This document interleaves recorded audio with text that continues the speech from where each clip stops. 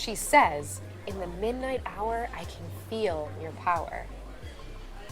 She's obviously talking about f***ing someone. I mean, bringing someone to is a religious experience.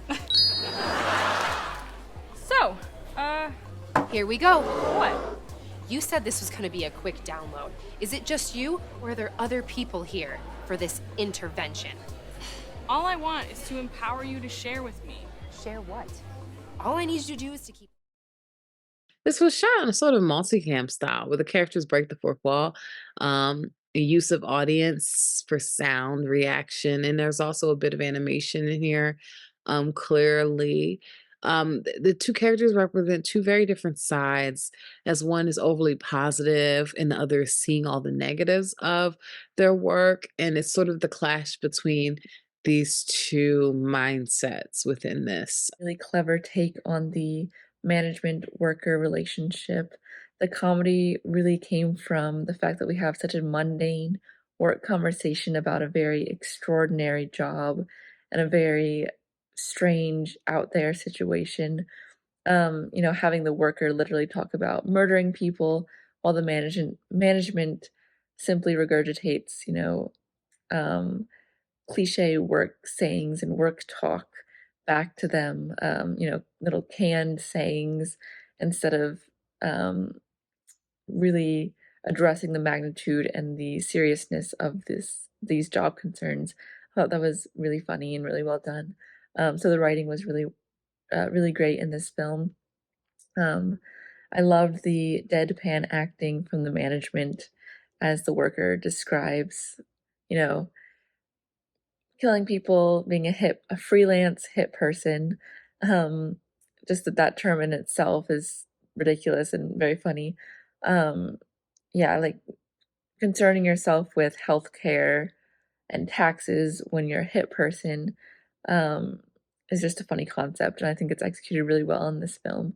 This film had a very sitcom kind of vibe right off the bat with the audience reaction sounds and the breaking of the fourth wall to introduce the characters as well as the little animation bits that they had towards the end of the film. Um, there was a lot of contrast between the positive and the corny character and the negative and the darker character that ends up taking out a gun at the end of the film that I think in general, the contrast between those two characters added a lot of comedic relief. I also think it's funny they bleeped out all of her cursing in the beginning just to imply she shoots herself in the end. There's a lot of irony in that. I thought the writing was really funny, great banter, like clever dialogue. Like when she's like, specifically like when she's like, do you pay taxes? She's like, do I look like a tech company or whatever, whatever? No, of course I pay taxes. I thought that's the type of thing. That's it. That is an example of like the clever humor that I find in this film. Like, because it's like, yeah, like there's a lot of ways to say like, oh, billionaires don't pay taxes, but that way is funny, and I like it. And jokes like that are throughout this, and I really rocked with it. They have amazing performances. I love the script and what the work is. The stress and challenges from a regular desk job transferred to an illegal crime activity, and it seems so regular and normal for these people talking. Then we have this realization of the worker that gives the title to this piece. This thought process is spot on.